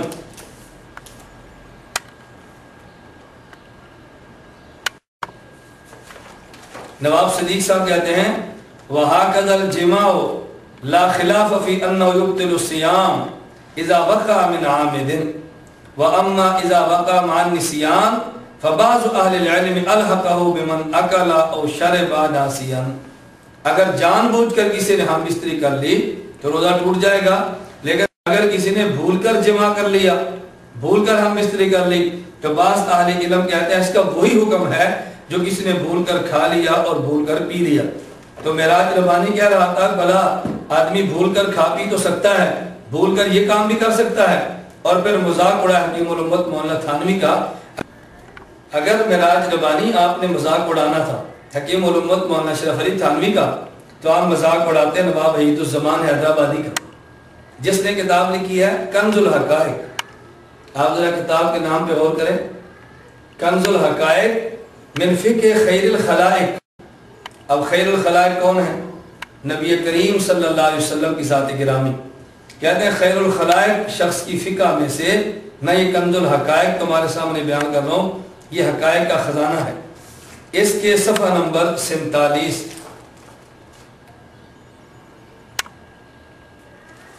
صفحہ نمبر 47 پہ باب کہیں گے باب ما یفسد الصوم وما لا یفسدہ. اب کہتے ہیں ان اکل الصائم او شرب او جامع ناسیا. اگر کسی شخص نے روزے دار نے کھا لیا یا روزے دار نے پی لیا یا روزے دار نے بھول کر ہم بستری کر لی, حکم کیا ہے؟ لم یفطر. اور میری عادت تو چونکہ مذاق اڑانا استہزاء کرنا نہیں ہے, ہم مسئلے پر گفتگو کرتے ہیں مگر علماء کا مذاق نہیں اڑاتے. اگر میں مذاق اڑاتا تو پھر میں وہ جملے نقل کرتا جو وحید الزمان نے روزہ نہ ٹوٹنے کے بارے میں صورتیں نقل کی ہیں, اور پھر میں آپ سے پوچھتا کیا یہ مذاق بازی اگر جو تم نے حکیم الامت مولانا تھانوی رحمۃ اللہ علیہ سے فرمائی ہے, یہ مذاق بازی ذرا اپنے اکابر سے بھی کر لیتے. میں یہ عرض کر رہا ہوں کہ معراج ربانی نے اس جملے کو نقل کرنے کے بعد سامعین سے کہا کہ یہ مظفر نگر اور دیوبند کا قضیہ ہے. میں کہتا ہوں تمہاری معلومات کے لیے یہ مظفر نگر اور دیوبند کا نہیں, یہ بھوپال اور حیدرآباد کا بھی ہے. آپ بھوپال اور حیدرآباد والوں پر تنقید کرتے, اور میں سامعین سے گزارش کرتا ہوں اے کاش کہ وہاں پہ کوئی جدے کا عقل بھی ہوتا اور وہ عقل مند اس کو سمجھاتا کہ جناب آپ غلط بیانی سے کام لے رہے ہیں, جو بات یہاں پر موجود ہے وہ بات وہاں پر بھی موجود ہے. اسی لیے معراج ربانی نے اپنے سامعین کو خطاب کرتے ہوئے ابو ماجد شیخ کا تو نام لیا لیکن عاقل کو نظر انداز کر دیا کہ کہیں ایسا نہ ہو کہ اس استہزاء اور مذاق کا جب جواب آئے تو جواب میں بھی سنوں اور عاقل بھی سنیں. میں جدے میں رہنے والے ان کی اسی عاقل سے گزارش کروں گا کہ جب یہ تمہارے ملا اور یہ تمہارے مولوی یہ بیروپیے بن کے مذاق استہزاء اڑائیں تو کم از کم تم ان کو سمجھانے کی کوشش کرو. اگر علم نہیں اپنے تم نام کا حیا کر لو, انہیں سمجھاؤ یہ بات کہ اکابر علماء اور مسلک کے علماء کا یوں استہزاء اور مذاق نہیں کیا کرتے. تو محترم سامعین میں آپ سے گزارش کروں گا, آپ حضرات پڑھے لکھے سمجھدار اور ماشاءاللہ اہل علم لوگ ہیں, آپ حضرات خود سماعت فرمائیں. اس قدر گھٹیا حرکت کرنے والا, مسئلے نقل کر کے علماء کا مذاق اڑانے والا اور بھروپیا بن کے اس پہ تبصرے کرنے والا, کیا یہ شخص دائی اور مبلغ ہو سکتا ہے؟ ایسے شخص کو نبی کریم صلی اللہ علیہ وسلم کا حقیقی وارث قرار دیا جا سکتا ہے؟ میں معراج ربانی سے بھی گزارش کروں گا علماء کا استہزاء مت اڑاؤ. اللہ رب العزت حفاظت فرمائے اور دجل اور فریب سے کام لے کے صحیح مسئلوں کو غلط انداز میں پیش مت کرو. اللہ تمہیں بھی ہدایت عطا فرمائے, اللہ سامعین کو تمہارے شر سے محفوظ فرمائے. نماز پڑھنے والے کے جسم پر کوئی کتا بیٹھ جائے اور اس کے منہ سے لعاب نہیں نکلتا ہے تو کوئی مذائقہ نہیں, نماز جائز. پھر پرویز مشرف اگر کتا لے کر بیٹھتا ہے تو کیوں چلاتے ہو تم لوگ مولویوں؟ آپ نے سنا اور دیکھا معراج ربانی نے حکیم الامت تھانوی رحمہ اللہ کے بہشتی زیور کے مسئلے کو نقل کیا کہ نمازی پر کتا بیٹھ جائے لعاب نہ نکلتا ہو تو نماز جائز ہے. اس پر تبصرہ, اس پر استہزاء, اس کا مذاق اس انداز میں اڑایا. وہ بیان یہ کرنا چاہتا ہے گویا حکیم الامت تھانوی نے مسئلہ غلط بیان کیا. چاہیے تو یہ تھا اس کے خلاف میں قرآن و سنت سے دلائل دیتا, لیکن دلائل دینے کی بجائے مذاق اڑاتے ہوئے کہا کہ اگر تمہارے ہاں تو کتا نمازی پر بیٹھ جائے تو جائز ہے, اور پرویز مشرف اگر کتا اٹھائے تو اس پر کیوں تنقید کرتے ہو؟ ارے جاہل, حکیم الامت تھانوی رحمہ اللہ نے یہ نہیں فرمایا کہ تم کتا اٹھا لیا کرو, نماز میں کتے کو گود میں بٹھایا کرو, ایسا کرنا کو باعث اجر و ثواب ہے. حکیم الامت تھانوی رحمہ اللہ نے تو مسئلہ نقل کیا اگر آدمی پر کتا بیٹھ جائے بھلا کیسے بیٹھے گا؟ آدمی نماز میں تشہد کی حالت میں بیٹھا ہے, پالتو کتا آئے اور اس کی گود میں بیٹھ جائے تو کتا تو بیٹھ گیا, اس حالت میں نماز فاسد ہوگی یا نماز نہیں ہوگی؟ حکیم الامت تھانوی رحمہ اللہ فرماتے ہیں نماز ہو جائے گی. اس پر معراج ربانی نے اعتراض کیا اور مذاق اڑایا, جبکہ نواب وحید الزمان بہشتی زیور لکھے جانے سے کئی سال قبل اپنی کتاب نظر الابرار جلد نمبر 1 صفحہ نمبر 30 پہ تحریر کرتے ہیں. آپ ذرا نواب وحید الزمان کا تحریر کردہ مسئلہ بھی پڑھیں. حضرت تھانوی رحمہ اللہ تو یہ کہتے ہیں کہ اگر نمازی پر کتا بیٹھ گیا تو نماز جائز ہے. کہتے ہیں وَلَا تَفْسُدْ صَلَاةُ حَامِلِهِ, نماز میں کتا اٹھا کر نماز پڑھنے والے کی نماز بھی فاسد نہیں ہوتی. ایک ہے کتے کا بیٹھ جانا, ایک ہے کتے کو اٹھا کے نماز پڑھنا, دونوں میں کتنا فرق ہے. حکیم الامت تھانوی رحمہ اللہ فرمائے کہ کتا اٹھا کر نماز پڑھی تو نماز ہو گئی, تمہیں اعتراض ہوا. نواب وحید الزمان کہتے ہیں کتا اٹھا کے نماز پڑھی تو نماز ہو گئی, لیکن اس پر تمہیں کوئی اعتراض نہیں ہوا, اس کی تم نے کوئی تردید نہیں کی. بلکہ گرامی قدر سامعین آپ حیران ہوں گے, اس سے بڑھ کر نواب وحید الزمان نزل ابرار صفحہ 30 پہ سے کتے کے متعلق تحریر کرتے ہیں. کہتے ہیں وَيُتَّخَذُ جِلْدُهُ مُسَلَّى, کہ کتے کی کھال کو مسلح بنایا جا سکتا ہے, وَدَلْوًا, ڈول بنایا جا سکتا ہے, وَلَوْ سَقَطَ فِي الْمَاءِ وَلَمْ يَتَغَيَّرْ لَا يَفْسُدُ الْمَاءِ, اگر کتے کی کھال یا یہی کتا اگر کتے کی کھال گر گئی کہاں پانی میں اور تغیر نہیں آیا تو اس سے پانی فاسد نہیں ہوگا.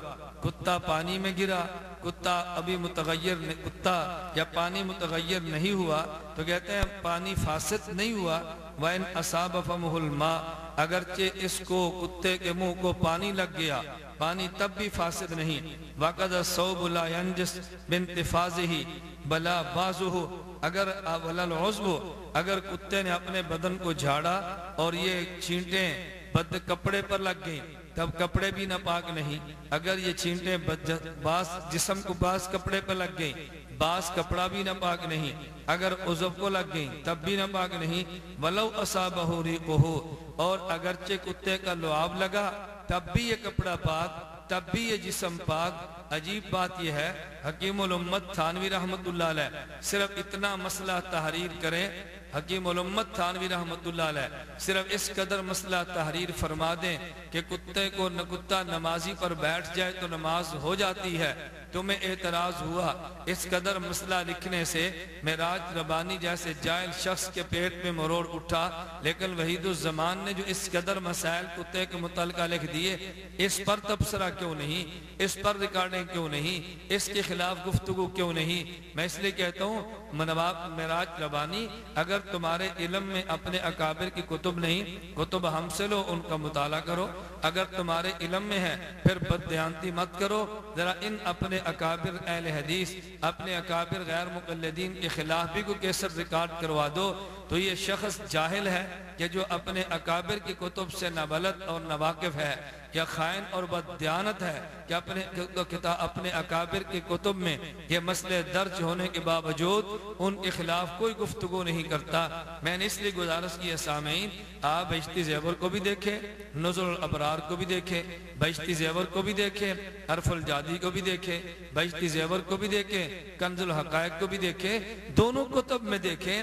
اگر مسئلہ تم نے بہشتی زیور کو چھوڑ کے غیر مقلدین کا لینا ہے تو یہ مسئلے اور اس سے زیادہ جو تمہارے یہاں قابل اعتراض مواد ہے ان کتب میں بھی موجود ہے، کیا تم ان پر بھی اسی طرح تبصرہ کرنا پسند کرو گے، مذاق اڑانا پسند کرو گے، ان کا استہزاء کرنا پسند کرو گے؟ اللہ رب العزت تمہیں جہالت سے نکال کے علم کی دولت دے، اللہ خیانت سے محفوظ رکھ کے تمہیں امانت کی نعمت دو قسم کے دینی مسائل موجود ہیں۔ نمبر ایک وہ مسائل جو کہ قرآن مجید اور احادیث صحیحہ کے صراحتاً خلاف، قرآن مجید کے بھی خلاف ایسے مسائل بیان کیے گئے ہیں، اور یہ دعویٰ ہے، اور یہ دعویٰ کوئی دعویٰ نہیں ایسا کہ بڑھ ہو، نہیں، میں ابھی بتاتا ہوں انشاءاللہ، اور احادیث صحیحہ کے خلاف نمبر ایک۔ نمبر دو وہ مسائل کہ جن کے سلسلے میں شریعت سازی کی گئی ہے، یعنی نہ قرآن میں ہے نہ حدیث میں ہے بلکہ شریعت بنائی گئی ہے اپنی طرف سے۔ استغفر اللہ۔ اب آئیے، اور جبکہ ہمیں یہ معلوم ہے کہ اسلام میں شریعت سازی کا قطعاً کسی کو حق حاصل نہیں ہے اور نہ ہی اس کی اجازت ہے، اللہ اور اس کے رسول نے بیان فرمایا ہے، اور چنانچہ ہم نے ابھی آپ حضرات کے آپ نے معراج ربانی کی زبان سے یہ بات سنی، کہتا ہے کہ حضرت تھانوی رحمۃ اللہ علیہ نے بہشتی زیور میں دو قسم کے مسائل بیان کیے ہیں۔ بعض وہ مسائل جو قرآن حدیث کے خلاف ہیں، من گھڑت روایات ہیں، من گھڑت قصے ہیں، اور بعض مسائل وہ ہیں کہ جو قرآن حدیث میں موجود نہیں اور حضرت تھانوی رحمۃ اللہ نے لکھے ہیں۔ حضرت تھانوی نے شریعت سازی کی ہے، تمہیں کس نے شریعت سازی کا حق دیا ہے کہ تم جو مسئلے قرآن حدیث میں نہیں تھے وہ بیان کر دو؟ جہاں تک پہلی بات کا تعلق ہے، میں معراج ربانی سے بات پوچھنے میں حق بجانب ہوں۔ حکیم الامت تھانوی رحمہ اللہ نے جو مسائل بہشتی زیور میں بیان کیے ہیں، کیا تم نے اپنی تقریر کے دوران ایک بار بھی ایسے کیا؟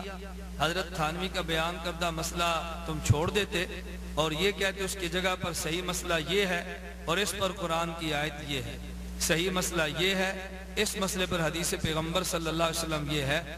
تمہیں اتنی ہمت تو نہ ہوئی کہ مسئلہ اس کی جگہ پہ امت کو دیتے اور اس پر آیت یا حدیث مبارک پیش کرتے؟ اعتراض پہ اعتراض کرتے چلے جانا، دجل پہ دجل سے کام لیتے ہوئے محض اعتراضات کرنے بہت آسان ہیں، مگر امت کو مسائل کا حل پیش کرنا کم از کم معراج ربانی جیسے جاہل کے شخص کے بس میں نہیں ہے۔ دوسری بات معراج ربانی نے یہ کی کہ جو مسئلہ قرآن حدیث میں نہیں اس مسئلے کو بیان کرنا شریعت سازی ہے۔ میں بڑی معذرت کے ساتھ معراج ربانی سے پوچھنا چاہتا ہوں، اگر کسی مسئلے کا شریعت میں قرآن حدیث میں پہلے سے بیان نہ ہونا اور بعد میں اس مسئلے کو بیان کرنا شریعت سازی ہے، تو مجھے یہ بتاؤ کہ تم اپنی اس کتاب نزل الابرار، جس کتاب کو نواب وحید الزمان تحریر کر رہے ہیں، نزل الابرار کے صفحہ 23 پہ نواب وحید الزمان نے مسئلہ تحریر کیا، اور آپ ناظرین اس مسئلے کو سنیں اور دیکھیں اور شرم سے سر جھکاتے جائیں کہ اس قدر مسائل بیان کیے گئے، اس کو کسی نے شریعت سازی نہیں کہا۔ وحید الزمان صاحب لکھتے ہیں، فَلَوْ أَدْخَلَ الْجِنِّيُّ حَشْفَةً فِي فَرَجِ الْمَرْأَةِ وَلَمْ تَرَهُ وَلَمْ تُنزِلْ لَا يَلْزَمُ عَلَيْهَا الْغُسْلُ۔ اگر کسی جن نے عورت کی شرمگاہ میں حشفے کو داخل کیا، عورت نے دیکھا نہیں، اس عورت کا انزال بھی نہیں ہوا، اس عورت پر کوئی غسل نہیں۔ بتاؤ یہ مسئلہ کس قرآن کی آیت میں موجود ہے؟ بتاؤ یہ مسئلہ حدیث مبارک کی کون سی حدیث کے اندر موجود ہے؟ اگر یہ مسئلہ قرآن کریم کے اندر بھی نہیں اگر یہ مسئلہ حدیث پیغمبر صلی اللہ علیہ وسلم کے اندر بھی نہیں، اور پھر یہ مسئلہ وحید الزمان نے نزول الابرار میں بیان کیا، تم نے کیوں وحید الزمان کی گرفت نہیں کی؟ کون ہے شریعت سازی ہے، کہو یہ شریعت کے خلاف ہے، کہو اس کو شریعت سازی کی بنیاد پہ تمہیں مجرم کہنا چاہیے تھا، لیکن ایک مرتبہ بھی تمہاری زبان وحید الزمان صاحب کے خلاف حرکت میں نہیں آئی۔ اور یہی وحید الزمان صاحب اپنی کتاب کنز الحقائق صفحہ نمبر 233 پہ تحریر کرتے ہیں، آپ ذرا مسئلہ سماعت فرمائیں۔ کنز الحقائق صفحہ نمبر 233، اور بڑی یعنی تعجب ہمیں ہوتا ہے کہ مسئلہ بیان کرتے ہوئے طرز کیسا اختیار کیا۔ اب اس پر تبصرہ کم از کم کرنا میرے بس پہ نہیں، معراج ربانی جیسا مسخرہ شخص ہی اس مسئلے پر صحیح انداز میں تبصرہ کر سکتا ہے، مگر اس پر اس کا مسخرہ پن بالکل جواب دے جائے گا۔ کیوں؟ اب اپنے گھر کی بات آئی ہے۔ مسئلہ سماعت فرمائیے، کہتے ہیں وَلَا وِبْتَلَعَ الصَّائِمُ بُسَاقَ مَحْبُوبِهِ يَقْضِي وَلَا يُكَفِّرُ۔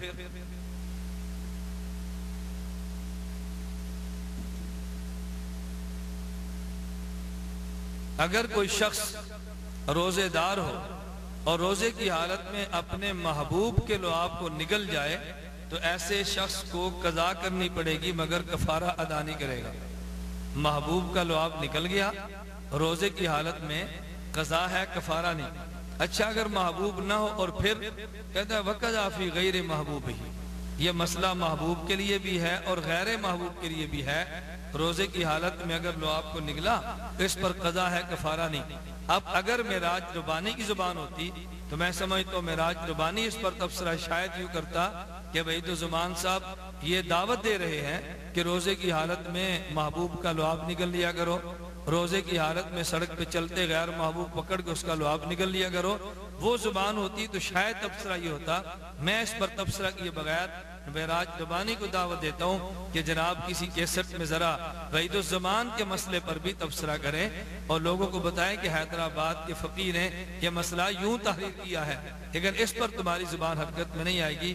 تو یہ کہنا کہ بہشتی زیور میں مسائل قرآن و حدیث کے خلاف ہیں، اور یہ کہنا کہ بہشتی زیور میں وہ مسائل ہیں جو قرآن حدیث میں نہیں تھے، یہ شریعت سازی ہے۔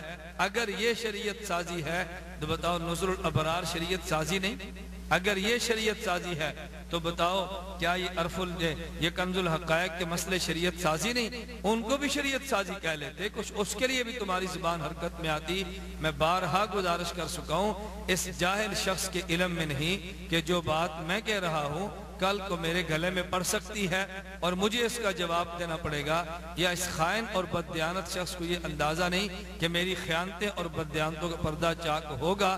اللہ رب العزت اس کی جہالت اور اس کی خیانت سے امت کو محفوظ رکھے اور صراط مستقیم پر چلنے کی توفیق عطا۔ علماء دیوبند کا اپنے پیروں کو غوث اعظم کا نام دیتے ہیں، یہ فضائل صدقات ہے، صفحہ 559 ہے، 559 کے اوپر یہی عقیدہ غوث کا بیان کرتے ہیں، اپنے پیروں کو یہ لقب دیتے ہیں جس کا مطلب خاص کیا ہے کہ مددگار، سب سے بڑا مددگار، غوث اعظم سب سے بڑا مددگار، اور سب سے بڑا مددگار ایک اللہ عز و جل ہے۔ صفحہ 559 پر کہتے ہیں، مولانا اشرف علی تھانوی اس واقعے پر لکھتے ہیں کہ مجھے حضرت غوث پاک کی خوشی یاد آ گئی۔ غوث پاک سب مددگار، فریاد رس، اور فریاد رس صرف ایک اللہ عز و جل ہے، اس کے علاوہ کوئی اور غوث نہیں ہے۔ سامعین، میں آپ کے سامنے توصیف الرحمن کی جہالتوں اور خیانتوں کا تذکرہ کر رہا تھا۔ اس ضمن میں آپ نے ابھی توصیف الرحمن کی زبان سے جو جملے سنے، حضرت شیخ الحدیث مولانا محمد زکریا نور اللہ مرقدہ کی کتاب فضائل صدقات کا حوالہ دیتے ہوئے اس نے حضرت تھانوی رحمہ اللہ کے حوالے سے بات نقل کی۔ حکیم الامت تھانوی رحمہ اللہ فرماتا ہے کہ مجھے حضرت غوث پاک رحمہ اللہ کی خوشی یاد آ گئی۔ اب اس نے دعویٰ کیا کیا کہ غوث اعظم اللہ کی ذات ہے، اللہ کے علاوہ سب سے بڑا مددگار کسی کو کہنا جائز نہیں۔ اب دعویٰ تو یہ تھا کہ غوث اعظم اللہ کے ساتھ خاص ہے، اور جو دلیل کے طور پہ حوالہ پیش کیا وہ اس میں غوث اعظم کا لفظ موجود نہیں بلکہ غوث پاک کا لفظ موجود ہے۔ کہاں غوث اعظم اور کہاں غوث پاک؟ تو اس شخص کی خیانت اور بددیانتی یہ ہے، اس کو چاہیے تھا فضائل صدقات کا وہ عبارت نقل کرتا جس میں حضرت شیخ عبدالقادر جیلانی رحمہ اللہ یا کسی اور بزرگ کو غوث اعظم کہتے تو یہ بات الگ تھی کہ ان کو غوث یا غوث اعظم کہنا جائز ہے یا ناجائز، لیکن کم از کم اس کے دعوے کے مطابق تو حوالہ مل جاتا۔ حوالہ یہ تھا کہ اصل دعویٰ غوث اعظم ایک اللہ کی ذات ہے، سب سے بڑا مددگار ایک اللہ ہے، یہ اللہ ہی کے ساتھ لفظ خاص ہے، لیکن فضائل صدقات میں غوث پاک کا لفظ اللہ کے علاوہ اور پر بھی استعمال کیا تو یہ توصیف الرحمن کی خیانت اور بددیانتی ہے۔ نمبر 2، توصیف الرحمن کی جہالت دیکھیں۔ اللہ رب العزت کا نام لیتے ہوئے کہتا ہے اللہ عز و جل، اللہ عز و جل۔ تو محترم سامعین مجھے یہ بتائیں، یہ اللہ رب العزت کو اللہ عز و جل کہنا یہ تو عربیت کے قواعد کے مطابق ہے، لیکن عز و جل کہنا، عین پر کسرہ پڑھنا، یہ کون سا علم اور کون سی عربی لغت ہے؟ یہ میں توصیف الرحمن سے پوچھ سکتا ہوں۔ میں اس لیے کہتا ہوں چونکہ خود جاہل ہیں، علم سے نہ واقف اور نہ بلد ہیں، اس لیے اکابر علماء فقہائے کرام نبر اللہ مراقدہم کی عبارت کو غلط رنگ پہ پیش کرتے ہیں۔ تو عزہ کہہ کر اس نے اپنی جہالت کا اعتراف کیا اور غوث اعظم کے لفظ کو رد کرتے ہوئے بطور دلیل غوث پاک کے لفظ کو نقل کر کے اس نے خیانت اور بددیانتی کا مظاہرہ کیا۔ میں توصیف الرحمن سے ایک سوال کرتا ہوں، اگر حضرت اللہ رب العزت کی ذات کے علاوہ دنیا میں کسی انسان کو غوث پاک یا غوث اعظم یا یہ لفظ کہنا جرم ہے تو کیا ایسا نہ ہو کہ کہیں جرم تمہارے علماء اور اکابرین میں سے کسی نے کیا ہو؟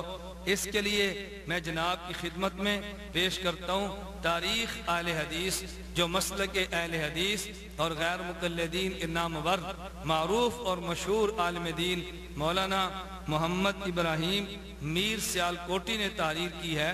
اس کتاب کے صفحہ نمبر 410 پہ وہ تذکرہ جب کرتے ہیں حضرت مجدد الفسانی رحمہ اللہ کا، تو نواب صدیق اصل مرحوم کی کتاب ابجد علوم کے حوالے سے حضرت مجدد کا تذکرہ کرتے ہوئے لکھتے ہیں، آپ کے متاخرین بزرگ فیض یابو میں سے شیخ شمس الدین علوی المعروف مرزا مظہر جان جانا ہیں، جو امام محمد بن حنفیہ کی اولاد سے تھے۔ اس کا تذکرہ کرتے ہوئے آخر میں لکھتے ہیں اور آپ کے مکتوبات بہت مفید ہیں۔ اس پر حاشیہ جو دیا وہ آپ حاشیہ سماعت فرمائیں۔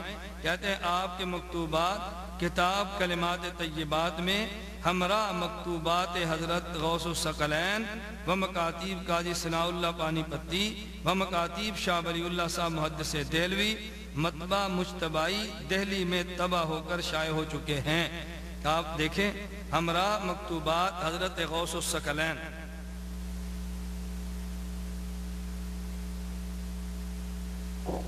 تاریخ اہل حدیث صفحہ نمبر 410۔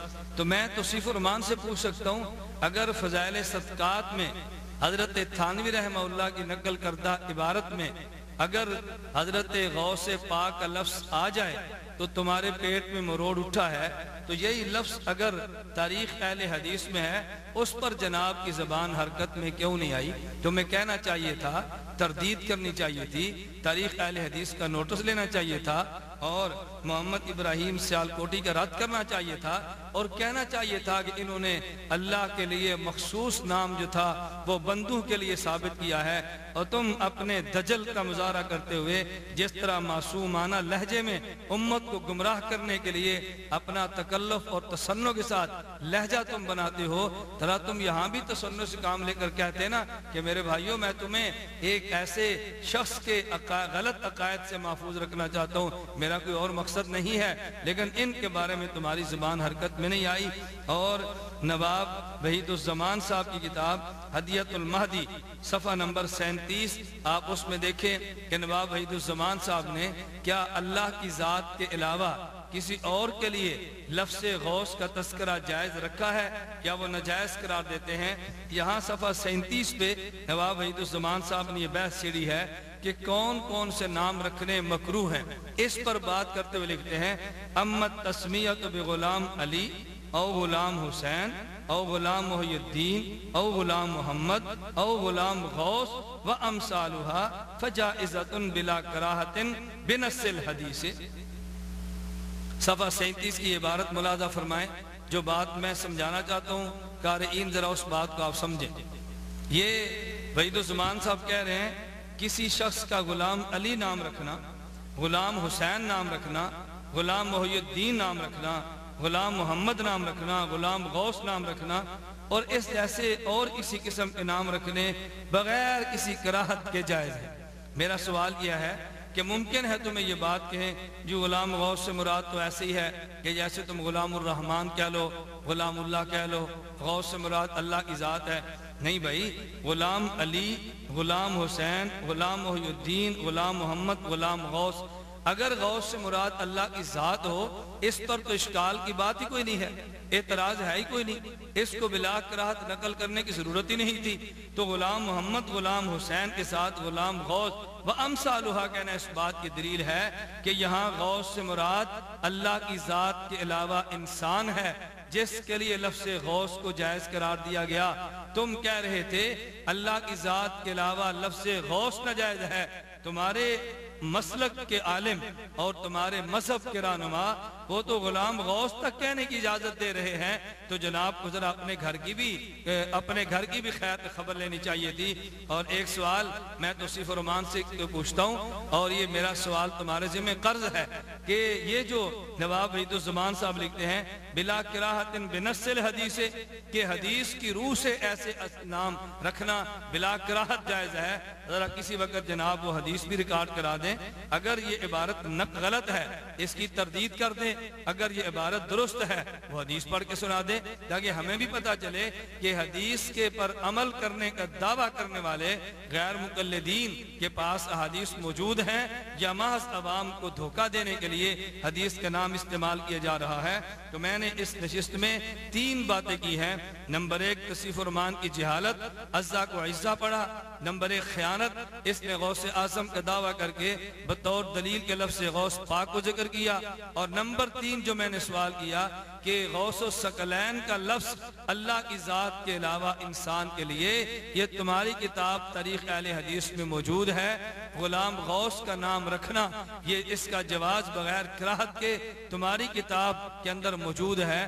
اگر یہ جرم ہے اس جرم کو تمہیں آشکار کرنا چاہیے تھا، اگر یہ جرم ہے امت کو بتانا چاہیے تھا، اگر یہ جرم ہے عوام کے سامنے اس کو نقل کرنا چاہیے تھا۔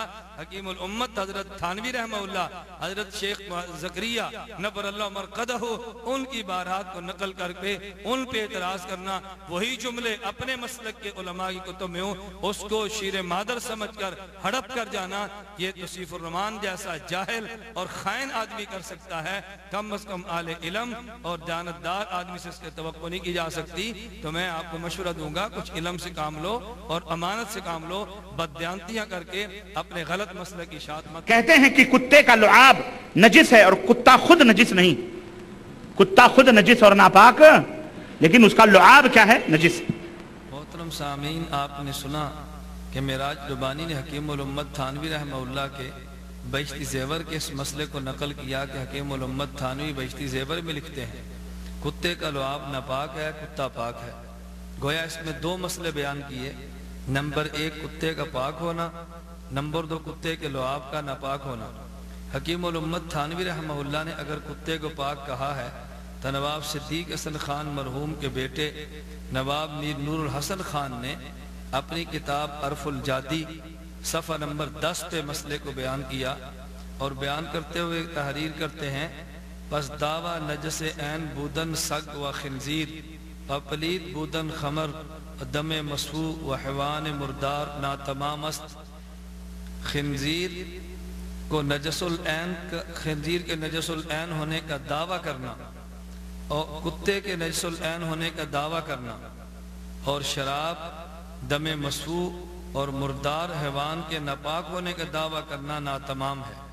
گویا آپ ان کو نجس اور ناپاک نہیں کہہ سکتے۔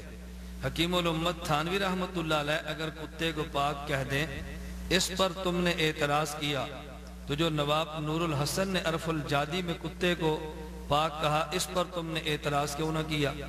اور عجیب بات ہے کہ حکیم الامت تھانوی رحمہ اللہ نے محض کتے کو پاک کہا، نواب نور الحسن کتے کے ساتھ خنزیر کے ناپاک ہونے پر بھی انکار کر رہے ہیں۔ وہ کہتے ہیں خنزیر کے نجس العین ہونے کا دعویٰ کرنا بھی دعویٰ ناتمام ہے۔ گویا حکیم الامت تھانوی کتے کو پاک کہہ رہے ہیں اور نواب نور الحسن اپنی کتاب عرف الجادی میں خنزیر تک کو پاک کر رہے ہیں، لیکن نواب نور الحسن پر تمہیں کوئی اعتراض نہیں ہوا، نہ تم نے اس پر کوئی اعتراض کیا۔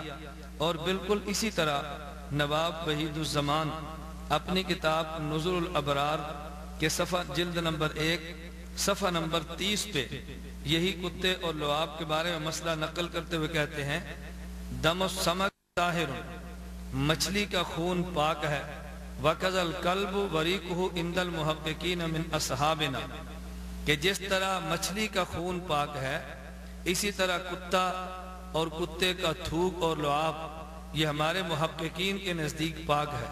حکیم الامت تھانوی رحمۃ اللہ علیہ نے کتے کو پاک کہا، لعاب کو ناپاک کہا، اور تمہارے محققین نے کتے کو بھی پاک کہا اور لعاب کو بھی پاک کہا۔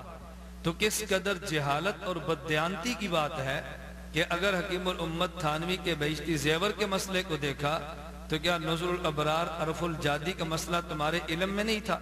ان سے بہشتی زیور سے قبل لکھے گئے مسائل سے تم جاہل تھے، اور اگر تمہارے علم میں تھا تو بددیانتی کرتے ہوئے ان مسائل کو بیان نہ کیا، بہشتی زیور کے مسئلے کو بیان کیا۔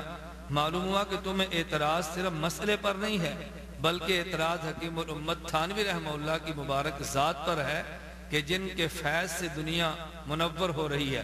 حکیم الامت تھانوی کے مسئلے پر تم نے اعتراض کیا۔ یہی مسئلہ النہج المقبول صفحہ نمبر 20 پہ نواب صدیق حسن خان صاحب نے بھی تحریر کیا، کہتے ہیں کتے بلکہ حضرت تھانوی رحمہ اللہ کے مسئلے سے بڑھ کے انہوں نے کہا جی کتے کا لعاب پاک ہے۔